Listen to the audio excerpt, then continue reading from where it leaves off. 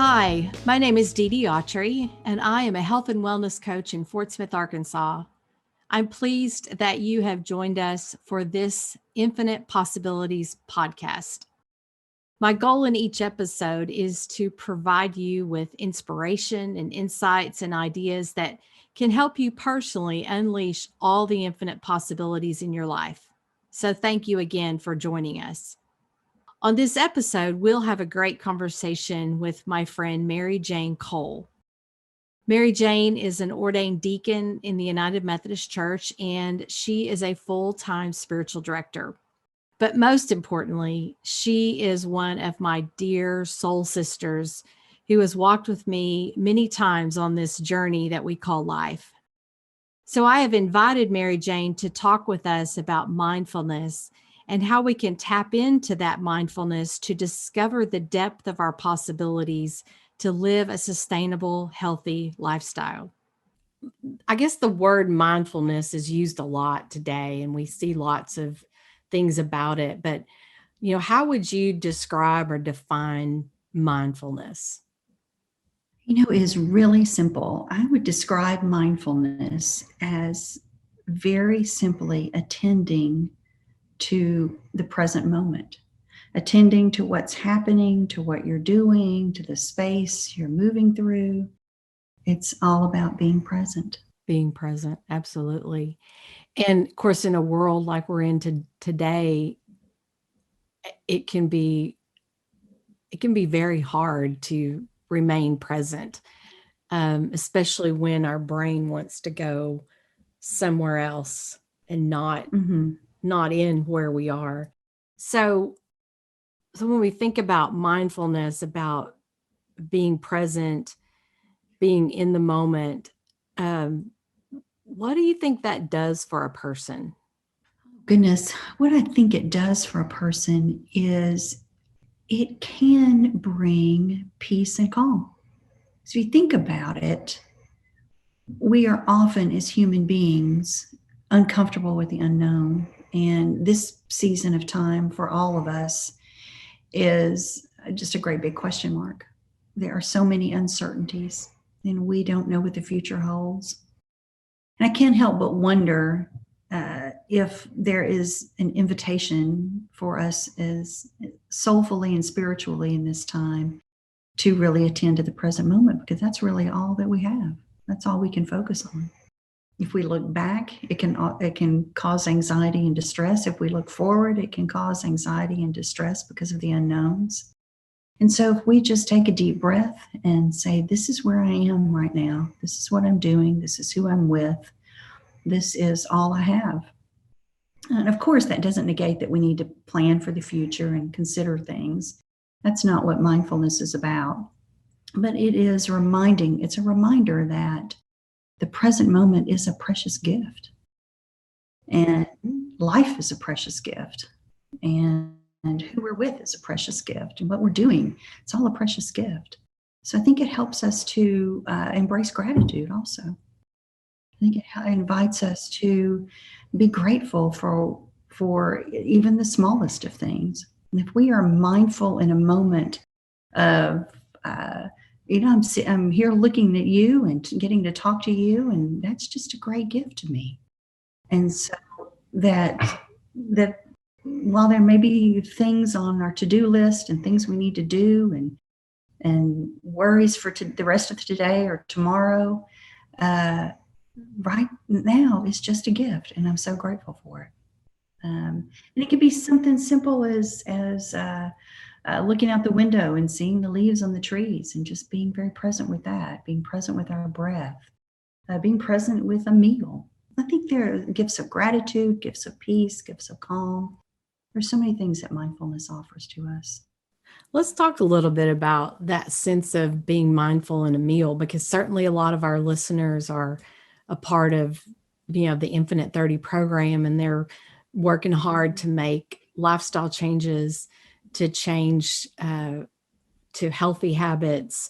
I have lots of conversations with my clients all the time around, we're changing our relationship with food. And the reality is so many times we've made food our friend, and now we're trying to change that relationship. So, how does one move into that sense of being mindful, and making that a positive experience and not a mournful loss kind of moment? A mournful loss in Uh-huh. terms of I'm not eating something that I used to eat? Or, Right. Yeah. oh, that's a great question. I think mindfulness can offer us an opportunity to ask ourselves questions. In that, when I feel hungry for something, and maybe I'm craving a delicious sweet treat that might not be the healthiest of choices, to stop and take a breath and ask myself a question: why do I want this? Is it because I am feeling an emotion that I would rather not feel? Am I feeling pain or grief or anxiety or sadness? Is it an emotion that I am trying to heal with food? I'm an emotional eater, so I have struggled with that almost all since I can remember. And sugar and sweets and desserts are my go-to for emotional eating. And so if I stop and ask myself, if I'm mindful to say, okay, before I grab this piece of cake, what do I really need? Do I need to name my feelings? I feel sad, I feel mad, I feel whatever it is. And be attentive to what's going on within my spirit, within my body, within my mind and my heart and my soul in the present moment.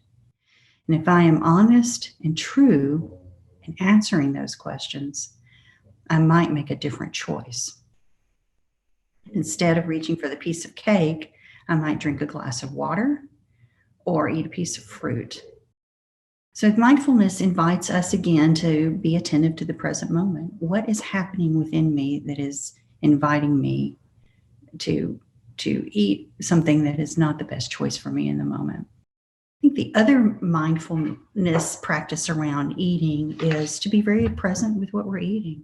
Many of us, I know I've done this, just shove my food down like I'm never going to, see it again, or we're in a hurry, or we eat at our desks at work, or however we eat, if we're eating in front of the television or whatever we're doing, to just eat some more slowly, to savor every bite, to be very present, and to make it a gratitude practice. I'm so thankful for this. I'm thankful to have food. I'm thankful to share this meal with someone I love or can care about. Thankful for how this food was grown, for all the people who gave their time and their efforts to produce it, for the loving hands that prepared it, and the opportunity to eat it. And so just to slowly savor it.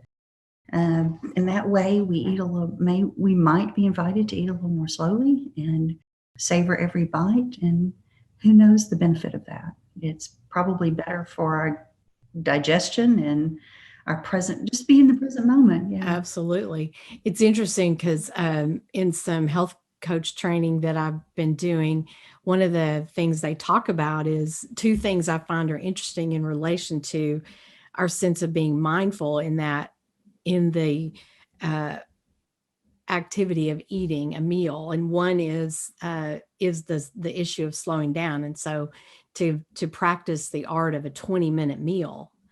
And it's interesting to think about that. You think, well, 20-minute meal, well, you know, that doesn't seem like a long time, but when you practice that, it is a long time. It's weird because I just don't think we realize how fast we eat. Um, Right. and, Yeah. from the moment we sit down to the moment we're done, if we time it, many times is less than 20 minutes. It's crazy. But that sense of putting our fork down between bites and breathing, just the act of breathing while we're eating, It does. It has a way of bringing us into the moment of this meal, not of, oh, I've got to hurry up and move on to the next thing, or um, just whatever it is, we're not present and mindful of what we're doing right then. So it's very interesting how all of that then has a deep effect on our physical nature of the eating practice. And I think and then combining that with mindfulness, that then brings in the whole sense of how a meal is really a sacred moment too. And there is a sacredness to that, and that we're being fed, and that whomever we're eating with, or where we're eating, is again drawing us back into being present and being mindful of our surroundings and who we're with. Just everything, I think, that's been a powerful learning for me in relation to making it not so much about the food, but about the whole experience. And I think that does then begin to play in how we feel um, in the long run. So, thinking more about this sense of mindfulness, how then can it ultimately change and transform us? Oh, goodness. How can it ultimately change and transform us? Well, one of the things I've learned through, if I may reference the Enneagram again, one of the things I've learned through Enneagram teaching, working with the Enneagram, is the difference between change and transformation. Change is when we might add or delete something from our way of being or our life, and transformation is when we allow something to fall away. And that's spiritual work, letting go. When we let go of something and allow something to fall away so that something new can emerge. It's really the story of our faith, if we think about it. We let something go so something can rise. And so, how can mindfulness offer that to us? Is that when we are in the present moment, when we are truly attending to where we are and what we're doing and how we're moving through space, we are allowing all of the other stuff to fall away, it seems. We are allowing future worries to fall away. We're allowing past concerns to fall away in that moment. We are only present, and we are attending to what is now. And so, as opposed to change, we're allowing all those things, we're letting go. I want to take some time to kind of expand a little bit on this practice of mindfulness. In my conversation with Mary Jane, we talked about what mindfulness is and how it is such an integral part of our behavior, and especially when we are striving to make changes in our life, lifestyle changes, whatever, relationship changes, a number of changes. But, mindfulness is about, being present in the now. And it's about becoming ever aware of all that's going around you and within you. And it's why when we work to make lifestyle changes, oftentimes we encourage people to journal, to keep track of the food that you eat, to write it down, to track your habits, to record how much water you drank in a day, or a number of things that we encourage people to do. And all of that is because if we can begin to see it even on paper, it draws us into some more awareness, and it creates a space for us to be mindful then of the way we continue to practice the things that we're striving to embrace in our life to make these lifestyle changes. And so I want to teach around a couple things today that I think are helpful when we are aiming at becoming more mindful in regards to our eating. Many times when I was a kid, I can remember my mom would always, tell us to slow down. You're eating so fast. You hardly have time to taste the food, much less chew the food. And if you just slow down, you would enjoy it so much more. Then when we get to school, like elementary school especially, I know my husband often talks about how it was so important to see how fast he could eat because it was all about being able to go outside for recess. Again, kind of getting into this habit of eating our meals really fast, so much so that we don't enjoy them. Um, it does not become much of anything other than a kind of a mechanical behavior of just stuffing this food in our mouth and swallowing it. So, I want to talk a little bit about the practice of creating space for our meals. And the tool that I want to tell you about is called the 20-minute meal. And, many times when we sit down to eat, there's a lot of things going on. Uh, Families around, maybe the TV's on, the dog's barking, there's homework to be done. You're busy, if it's lunchtime, you've got work going on, so maybe you multitask while you're working. Um, but the reality is that part of our mindfulness in the midst of how long it takes us to eat a meal is to recognize that when we kind of eat out of a place of stress, with there's a lot of things going on, um, that food, the way our body is going to digest that food is going to be very different than if we would allow ourselves to slow down, to savor and enjoy, and make eating its own activity. That is what we are doing, that we are eating, just eating. And you can make some huge strides in even seeing all sorts of health conditions improve if we would just transform the way we eat, even changing the way, on top of changing what we eat. We could just change the way we eat. So let's talk a little bit then about this 20-minute meal and just how the 20-minute meal works. Well, the first thing is you're going to have your meal. And at this particular meal, you're just going to sit down and you're going to eat your meal. But before you start eating, you want to set the clock. It's a timer on your phone. And you're going to eat your meal at the pace that you normally do. You don't do anything different. And then when you're done, check the clock and jot down just how much time it took you to eat that meal. And make a note of that.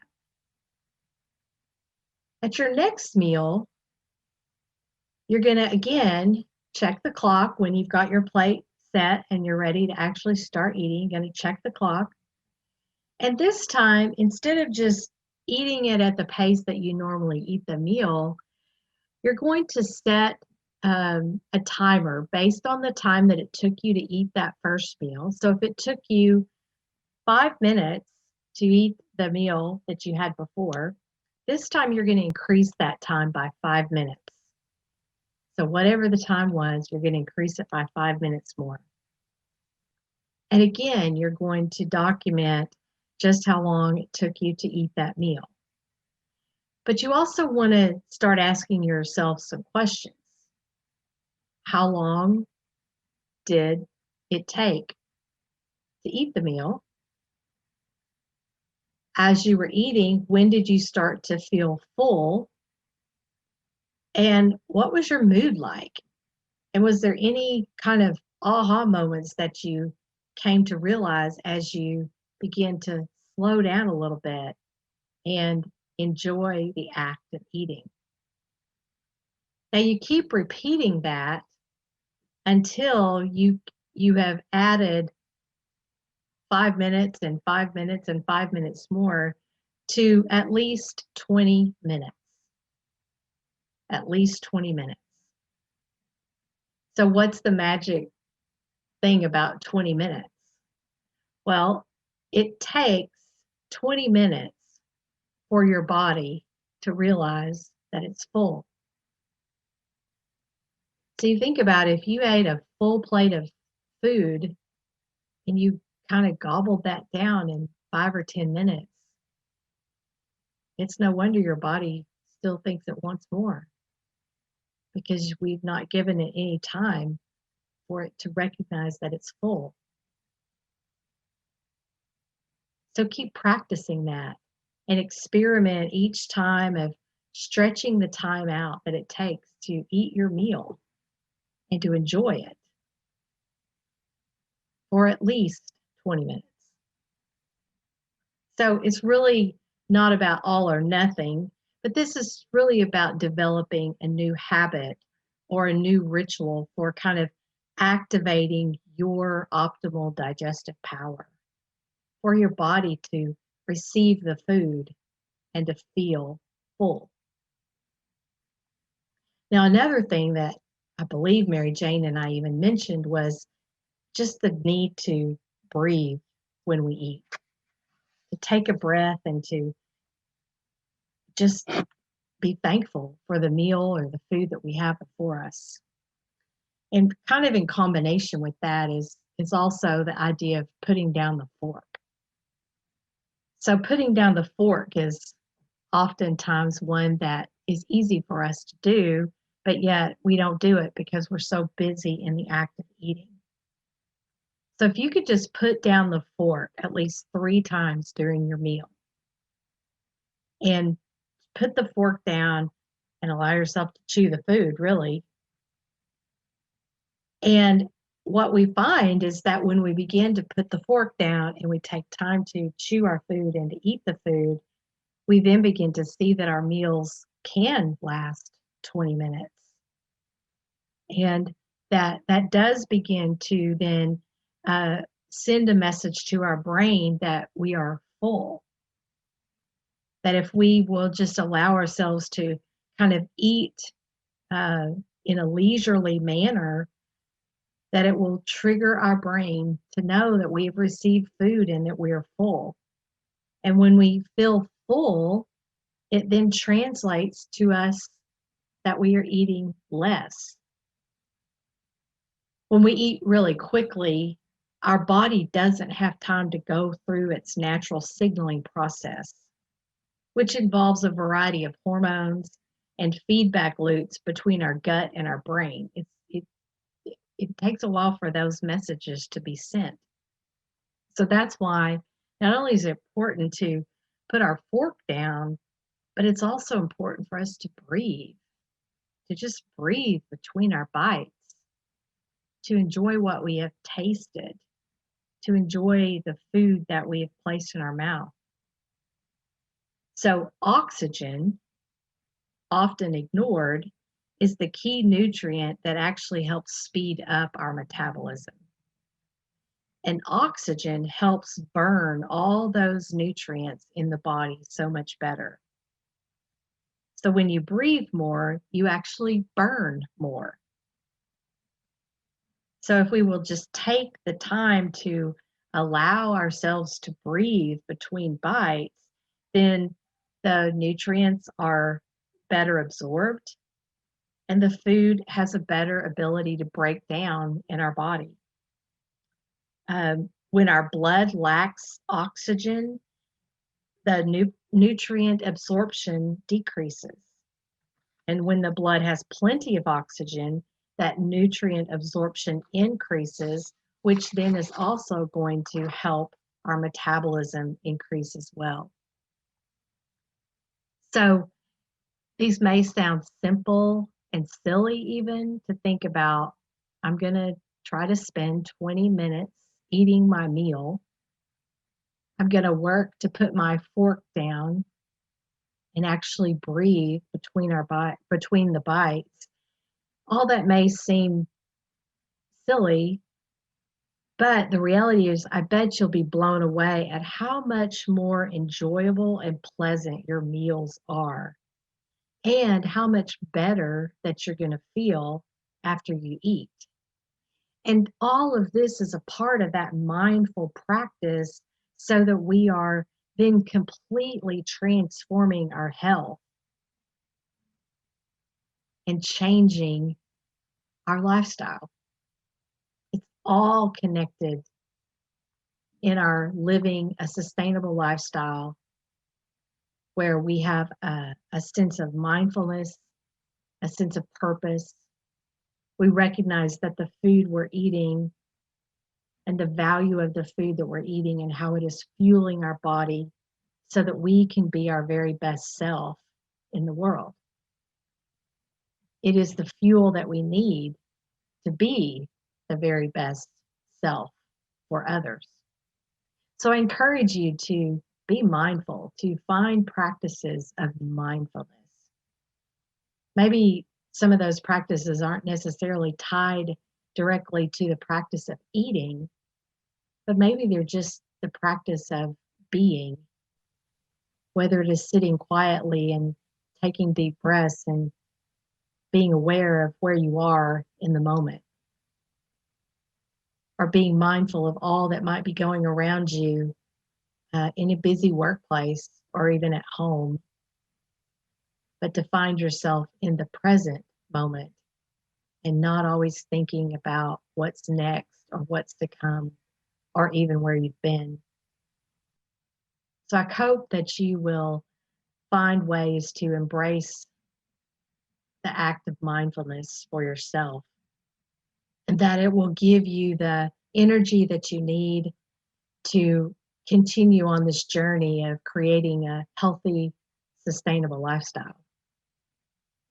I know every day I strive to find moments to be mindful. And in the moments of meal times, I have found that the more mindful I can be, the more aware of the food that I'm eating, the more present with the people that I'm eating with, that my body receives that food in such powerful ways that are not harmful to me, but are filling me and fueling me to be the person I'm created to be. I'd like to thank Mary Jane for taking a few minutes to discuss with us the power of mindfulness.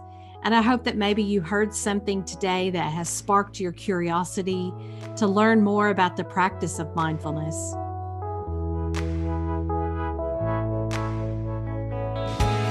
Today's episode was produced and edited by Carson Roach Howell and Hope Bennett. The executive producers of Infinite Possibilities are Georgia Goppert and Bob Beatty. And I'm Dee Dee Autry, and you can reach me at covenantcoachingandwellness.com. I'd love to hear from you and get your comments about our show. I'd also like to invite you to join my community on Patreon. By becoming a patron, you will receive weekly motivation to claim and live a healthy lifestyle, as well as the opportunity to receive one-on-one coaching. You can learn more about Patreon on my website. So until next time, I hope you experience a life with infinite possibility.